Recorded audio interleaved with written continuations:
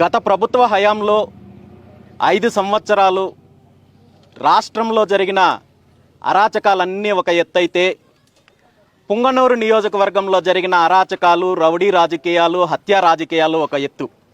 కొన్ని వందల మంది కుటుంబాలను వదిలి అనేక రకాలుగా ఇబ్బందులు పడ్డే కార్యక్రమము, తప్పుడు కేసులు, వేధింపులు, అరాచకాలు, రౌడీయిజము, దౌర్జన్యాలు ఇవన్నీ అయిన తర్వాత ఎన్నికల్లో కూటమి ప్రభుత్వం అధికారంలోకి వచ్చిన తర్వాత రాష్ట్రమంతా కూటమి ప్రభుత్వం అధికారంలో ఉన్నప్పటికీ కూడా పుంగనూరు నియోజకవర్గము, తంబలపల్లి నియోజకవర్గము ఈ ప్రాంతంలో మాత్రము ఇప్పటికీ పెద్దిరెడ్డి కుటుంబం చేతుల్లోనే అధికారం ఉంది అని చెప్పడానికి ప్రత్యక్ష ఉదాహరణ ఈరోజు ఇక్కడ జరిగిన సంఘటన.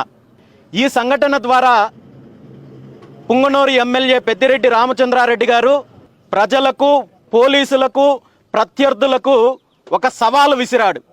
అధికారం ఎవరైనా, ఏ పార్టీ అధికారంలో ఉన్నా, పుంగనూరు కావచ్చు, తంబలపల్లి కావచ్చు, చిత్తూరు జిల్లాలో ఈ హత్యా రాజకీయాలు, ఈ అరాచకాలు కొనసాగుతాయని చెప్పి ఒక సంకేతాన్ని ఇచ్చారు.